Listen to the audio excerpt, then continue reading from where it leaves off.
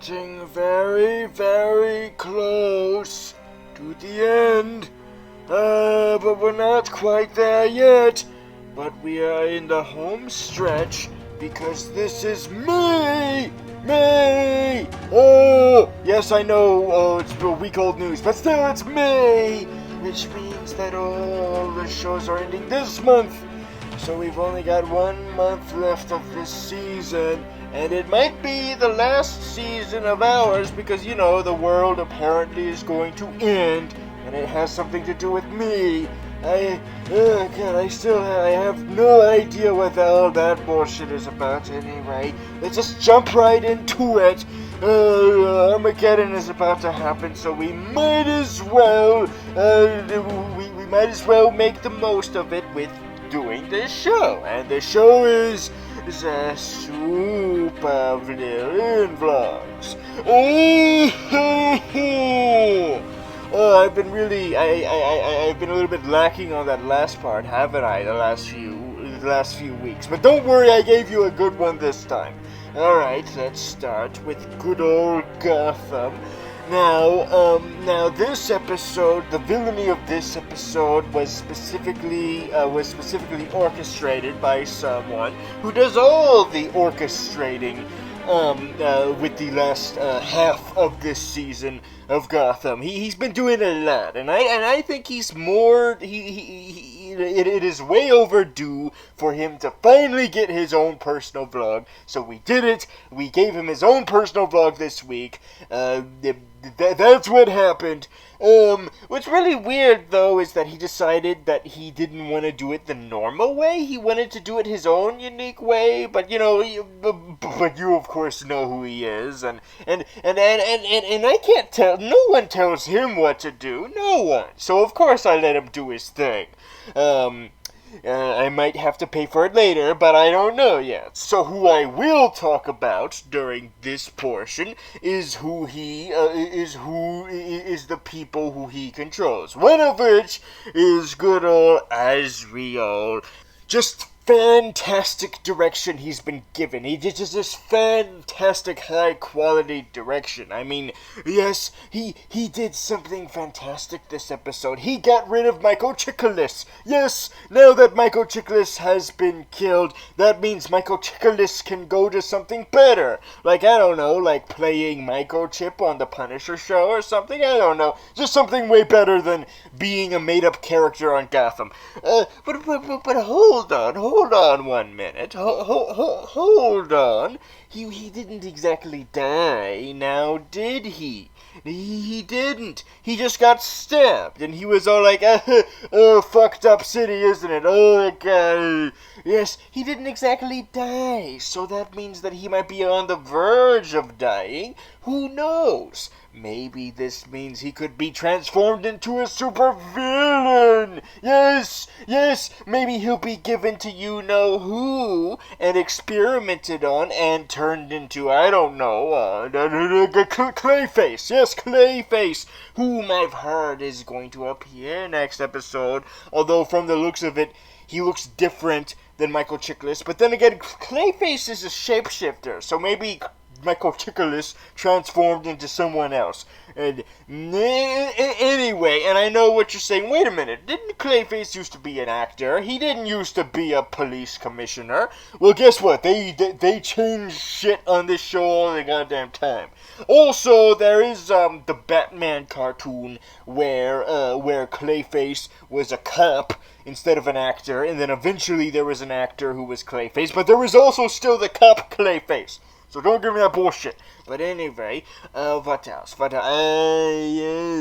Yes, the revelation of Azrael turning out to be Theo Galavan has caused a lot of attention, including Penguin, thus giving him inspiration to keep going. Yes, because before that point he was just all moping around, just constantly staring at the corpse of the lady he murdered, and just being really unproductive. He needs to get back on his feet.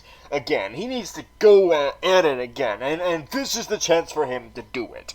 And also, we have Riddler this episode. Yes, we get to see how he's doing in the asylum, and we see that his spirits has not been broken. His spirit has not been broken, and he's actually been very opportunistic in the asylum. He's been very opportunistic. He's been studying all of the other patients. He's been seeing what all of their quirks are and all of their what exactly all of their mental tics are and whatnot. And he's using that for his own advantage. Yes, that's what he's doing. See, now this is the Riddler I know and love. Every problem that he faces is like a puzzle. Although he's not the puzzler. But was there a puzzler? I don't freaking know. But anyway, he's not a puzzler. He's the Riddler. Yes, all of these situations are like riddles. And all the riddles are just begging to be solved by him. Like this one. The riddle of how he's going to get the fuck out of that jail cell and research where the fuck all of these experimental patients are going. And so he searches and investigates, and he uses the other patients as his henchmen. Yes, as his minions. Except for the one that used to work for Vlillain. Yes, remember that big giant guy? I thought for sure that Gotham, the show, just flat out forgot him. Like he was a part of that team that Theo put together at the beginning of the season. That all of the marketing was making a big deal towards. Like, oh, look at this big-ass group. Look at this awesome group we're putting together. And then one by one, like in each episode, they got picked off. So what was the point of all that? And the only ones that survived that team was Barbara, who still reformed for the most part, and this big, giant, big, bald guy. So there was a mystery going on with him. Well, what happened to him? Well, apparently he was sent back to the asylum, and then he was reintroduced to Vlillain, and then knocked the fuck out by a suitcase. Okay. Can we get some closure with this guy? I mean, at the moment, it's like he was a question mark, and then the question mark was answered, and then it was left a question mark again, because now I'm not sure whether or not he survived being knocked out by a suitcase. I mean, I would assume that he is alive, because he's a big giant man, and I don't think a suitcase would do that much damage to him. But at the same time, like, give us some goddamn closure on this guy, okay? Stop making his fates a mystery, alright? But we know that there's no mystery around what Riddler's doing, because he's discovered the secret laboratory. He's discovered the secret laboratory underneath Arkham. Yes, he's a regular, genuine Arkham Asylum video gamer. But what is he going to do with this information is the question. Is he going to make his own experiments? Is he going to use this as blackmail material? What the fuck is he going to do? Well, the point is, I don't freaking know. But what I do know is that that's all the time we have now for Gotham, I guess. And now we will move on to the next show to talk about the villainy of, and that, of course, is Agents of S.H.I.E.L.D. So, as evident by last episode, Hydra is no more, and my theory as to the reason why, my theory was that Hydra was gotten rid of on Agents of S.H.I.E.L.D. so that the movies can say that they brought it back. Because if they said they brought it back while Hydra was still up and at 'em on this show, then they would have been like, wait a minute, what? It was already brought back, what the fuck? So that's why they had to get rid of on Agents of S.H.I.E.L.D. But however, recent evidence might contradict with that, but I'm not exactly sure what that evidence is. Maybe if I get through this episode, I might know what's going on. And anyway, so with Hydra butt fucked, that means that it's all the Inhumans now, yes, and they got their own city now. Too bad it's a boring as fuck city where not much is going on, like hardly anything. There's just like this house that they have their laboratory in. You have access to an entire goddamn city, okay? That means that there's bound to be several places that are ideal for laboratories. Why are you using this garage as a laboratory? Is that how much money Marvel gave you? Did they slash the budget and this is all you got? It's like, oh, we have to have the laboratory in a goddamn garage. Oh, okay. But anyway, and also their super villain base is at a goddamn bar for some reason. I don't freaking know. But it's a chance for the villainous Inhumans to hang out with Agent May and socialize and stuff, and then get betrayed and stuff. And once again, I still hope that Hellfire isn't Hellfire, because I see more potential in him. I think that it would be more awesome if he was Nitro, because then he would be a full-on supervillain, a full-on supervillain instead of just being Hellfire. But then again, apparently Hellfire was kind of also a supervillain because he screwed over the Secret Warriors in the comic books, but he didn't have that much time to actually become a full-out-on supervillain, because then he immediately got killed right as soon as that information was leaked to the rest of the team. So the wasted potential right there. But maybe there's not wasted potential here, possibly. Maybe he'll have more utilization here as a villain. But enough about him. He's not the main focus of this episode. The main focus is that the Kree are back. Yes, the last time we saw the Kree on the show, one of them, it was just one Kree dude, and he was disguised the whole time as a human. He was just disguised the whole time. There was a little bit of an implication that he would transform back into his Kree form, but it was very brief, and I assume the reason why is because they didn't have enough money for actual makeup effects. But they do now, and we got 2 of them. Yes, 2, to make up for last time, where we only had 1, and he wasn't even in his Kree form. Now we have 2 of them.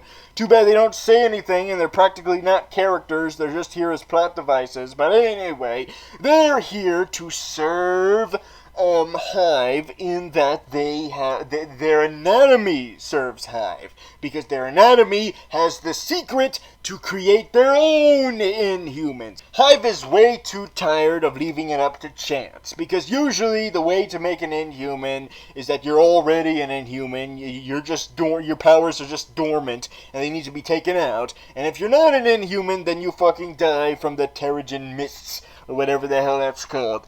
So instead of relying on whether or not someone's already an Inhuman, depending on ancestry, Hive has decided to cut out the middleman and just flat out make people Inhuman right from the get-go. And he has his experiments, and they melt. Jesus Christ, have you heard of people criticize this show for being too kidly? Watch this and then come back to me after you watch this scene where the experiments fail and you see some guy melt in all the CGI detail. I mean, I know it's shitty CGI, but still, it's gruesome as all fuck. So don't come with me with your kitty bullshit, okay? Take your kitty bullshit and stick it up your goddamn ass.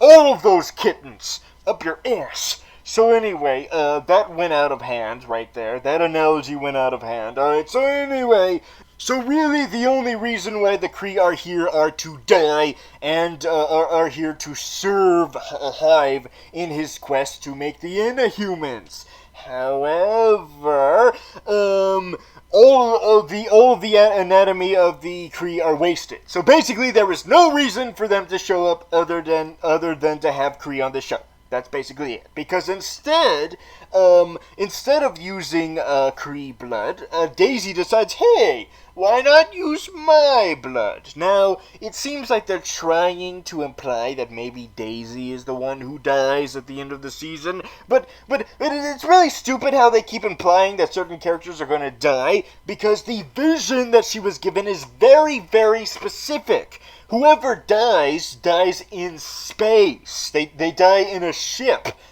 explosion. So, that's a very specific way to die. So don't give me this, is this the person who's gonna die? Because I'm like, no, that person is not the one who dies, because they're not in a goddamn exploding spaceship. So anyway, she might be the one who dies.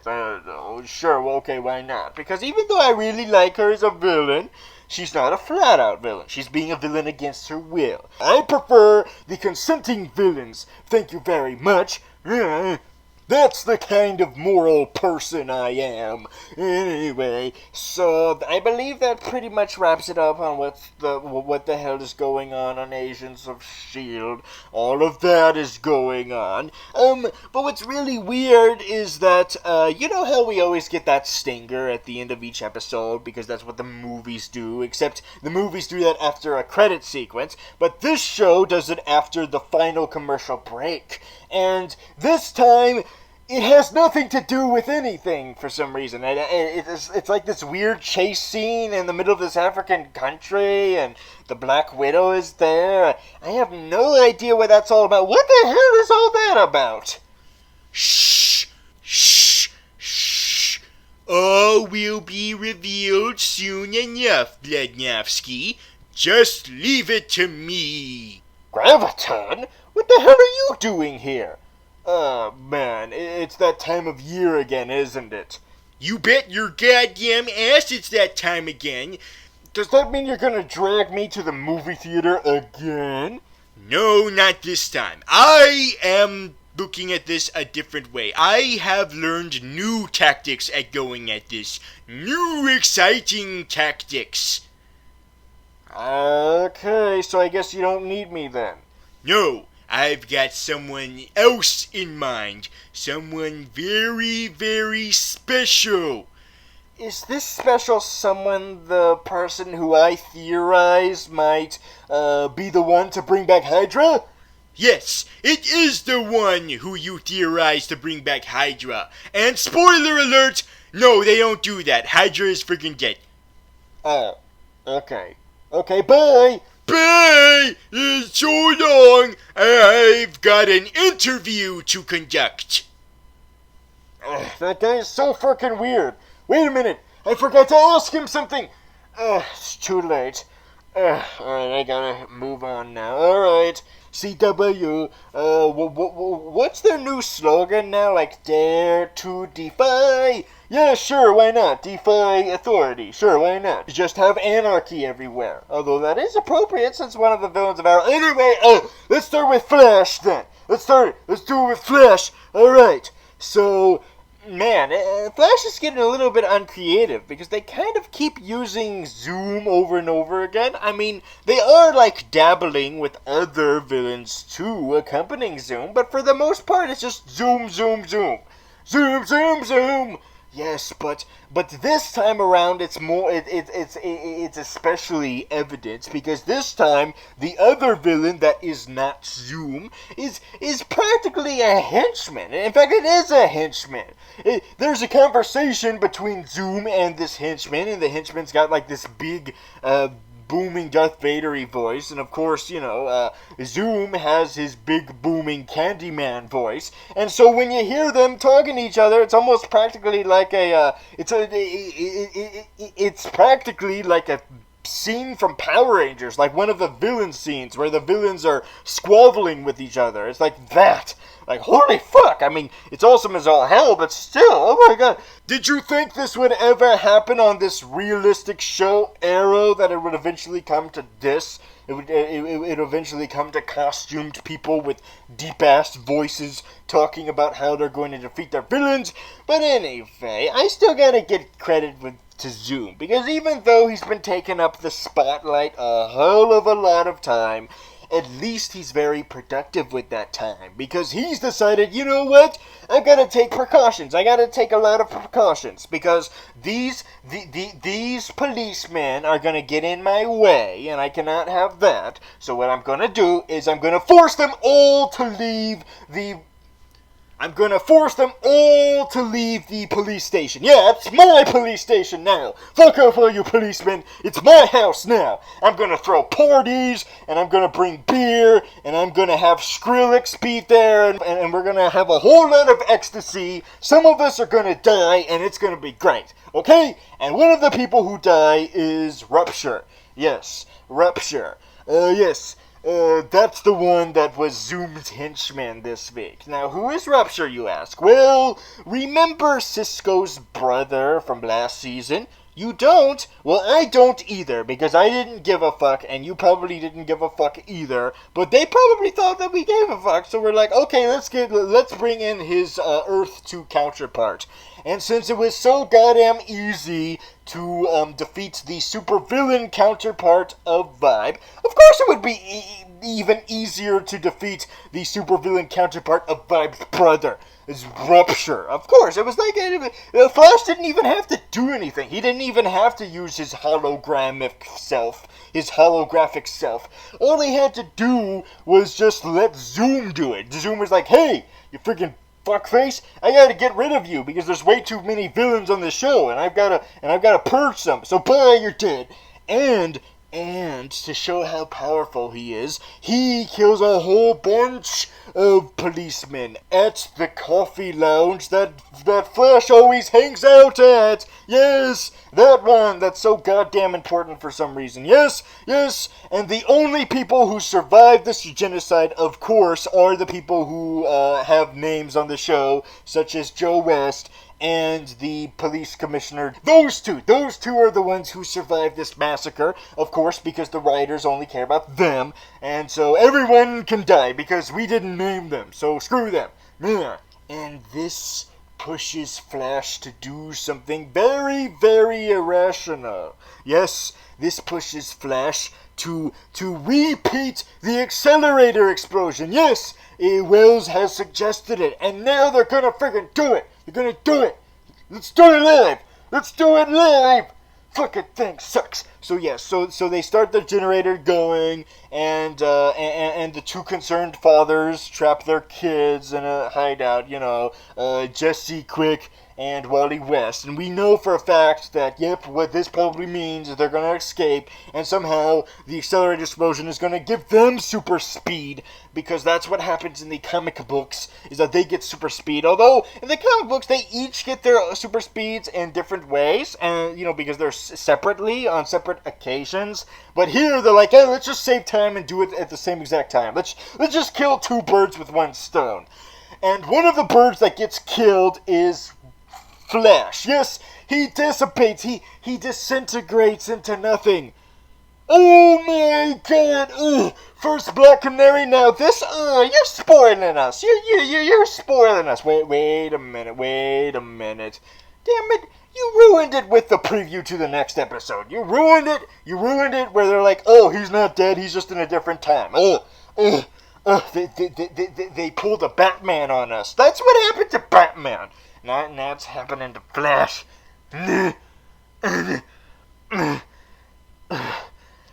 But at least Zoom got to rub it in their faces when they thought he was dead. Like, you freaking stupid moron, bitch dumbasses. I'm Zoom. You're stupid. Bye. Okay. Alright. Okay, that's it for Flash. We'll see you next week when Silent Bob directs you. Alright, now let's move on to Arrow. Yes, let's move on to Arrow. Yes. Alright, Arrow, where the only villain that apparently the show ever cares about is goddamn dumb fuck Damien Dark.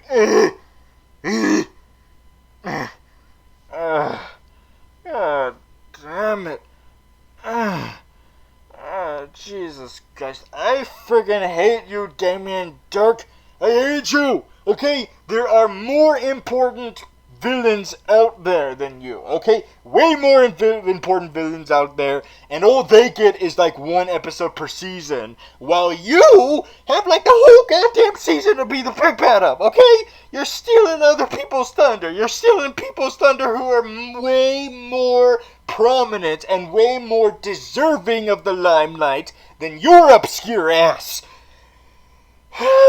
But anyway, I mean, his associates also get some credit too, like Malcolm Merlin, since, and he earned it, since he's been the big bad before, he's earned it, and Murmur is there too, Murmur, of course, is badass as all hell. I mean, it's a shame that he's not as badass as he is in the comic books, where he's like all stitched up every which way, and here it's only his mouth and that's it. That's it. Nowhere else. Ugh.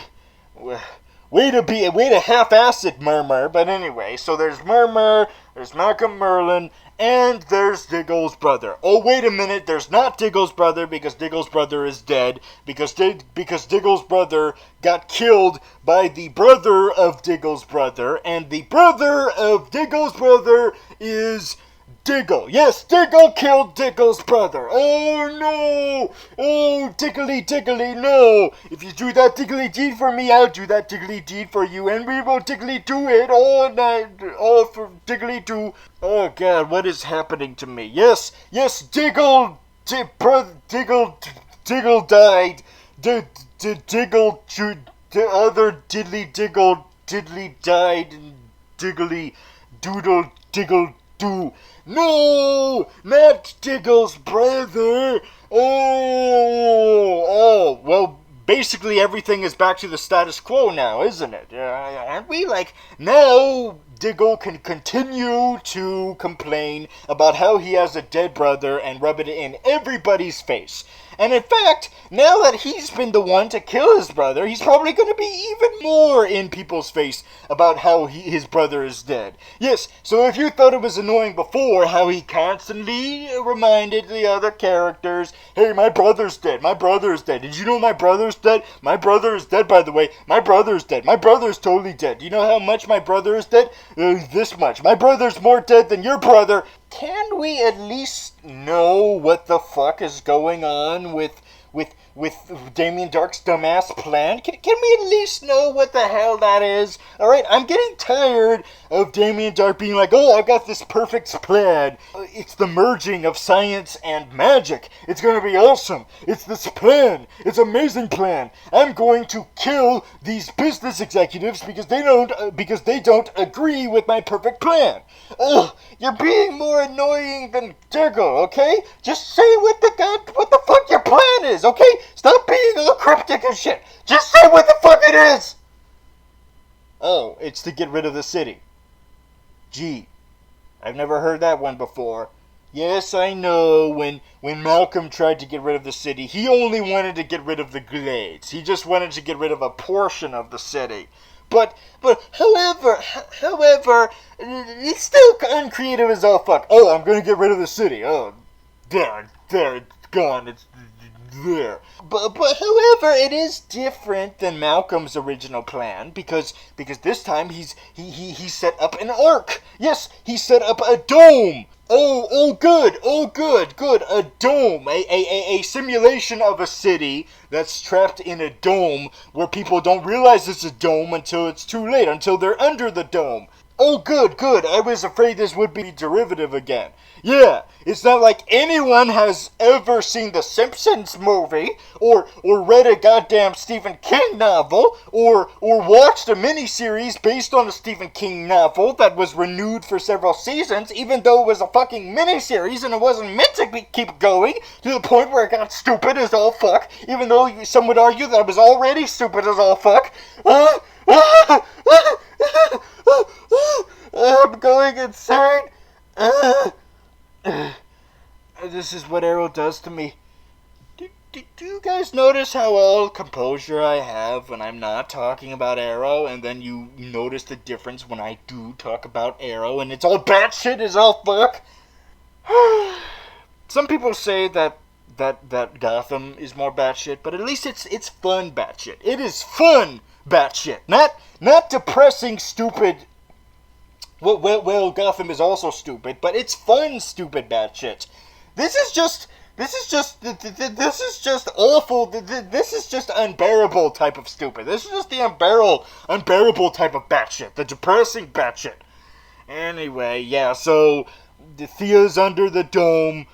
I hope she doesn't run into Big Jim or the kinship. Remember that bullshit? Oh god, I'm glad that's over. I don't care if it ended on a cliffhanger for more episodes. Good, I'm glad it's over. Got stupid as all fuck. Enter the tomb. Alright. Okay, that's enough I can take from Arrow right now. Let's move on. Let's move on to the final episode of the week. And of course, that is Legends of Tomorrow. Yes, Legends of Tomorrow. Their bullshit is at least more comprehensible. Yes, Legends of Tomorrow. Although it gets complicated as all fuck because, it's time travel, and time travel really gets iffy already, but especially when you treat it like how this show treats it.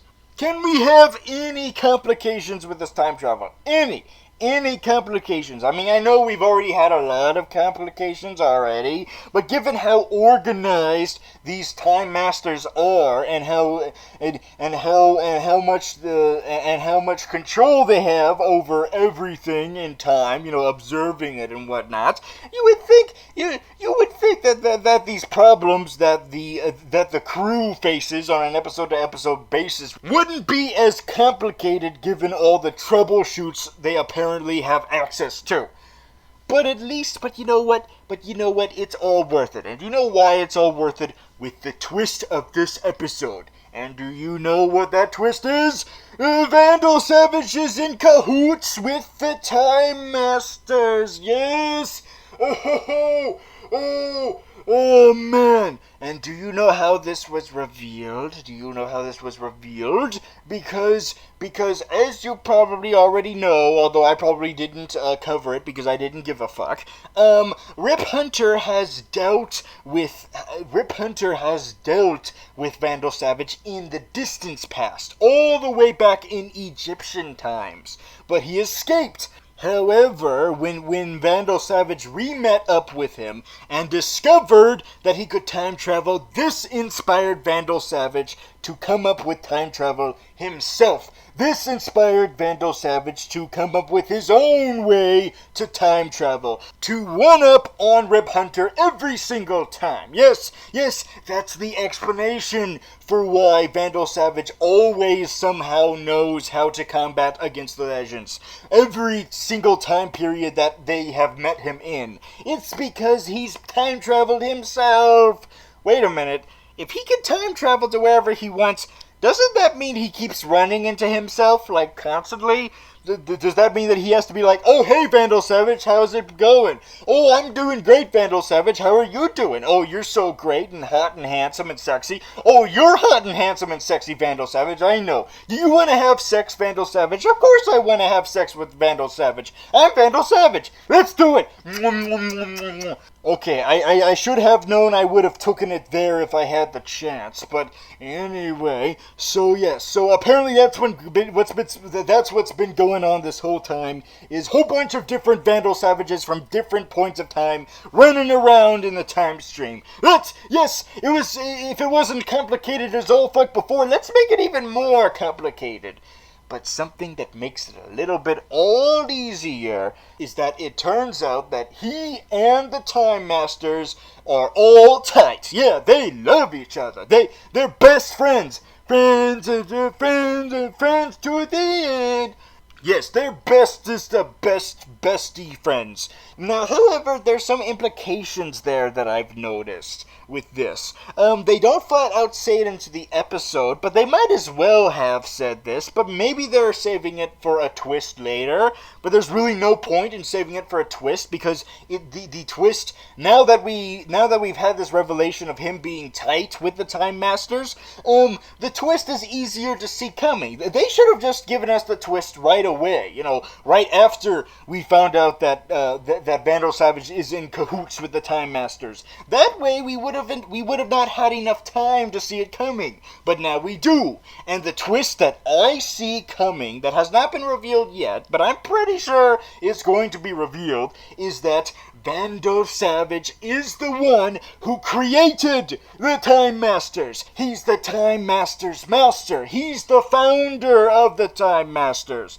But that's just a theory, an obvious theory. Thanks for watching. No, don't click off the video yet. What the fuck are you doing?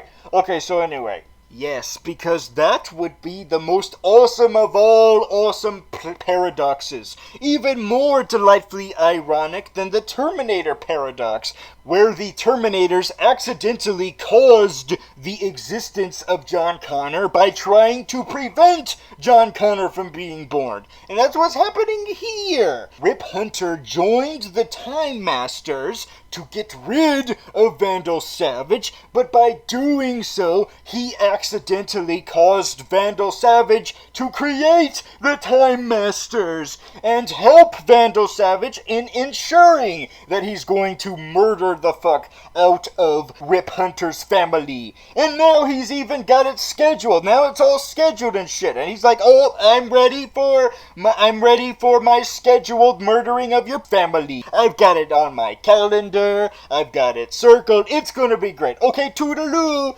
Bye. I like your pen with the boobs. Pen boobs. So what the fuck happens next? What the fuck happens next? What happens next? Oh wait, we don't get to find out until next episode. Okay. Well, that's a lot more cliffhangers than I was expecting. I mean, I know it's a serialized show, but Jesus Christ, like, so sometimes you're so used to the problems being wrapped up before the end of the episode that that it kind of takes you by surprise when you actually see legitimate all full-on cliffhangers. Now, and I know this show always has cliffhangers, but those cliffhangers are always tacked on. This is the first time in a long time where we actually have a legitimate cliffhanger where everyone is in peril and you don't know exactly what's gonna happen. All of those cliffhangers, I wanna find out what happens now. You see, Arrow, this is how you keep people's attention. This is how you do it. Alright, so that's this week's episode of the Soap of Vlillain Vlogs. Man, that was really weird what was going on with Graviton. Just really weird as all fuck. Man, I wish he stuck around so I could ask him something. And what is that you wanted to ask me? I thought you were going to conduct your interview. He's running a little bit late. He is so stylish like that. So I have time to answer your question. Go ahead. Give me what you got. Alright, I was going to ask you, have you had a bunch of people cryptically telling you that the world's going to end, and that I might be the cause of it? Actually, yes, I have also had that problem. Although, people haven't been telling me that you are the cause, they've been telling me that I am the cause. What? But I thought I was the cause of the world ending. Well, I thought I was the cause. Does this mean we're gonna have a civil war?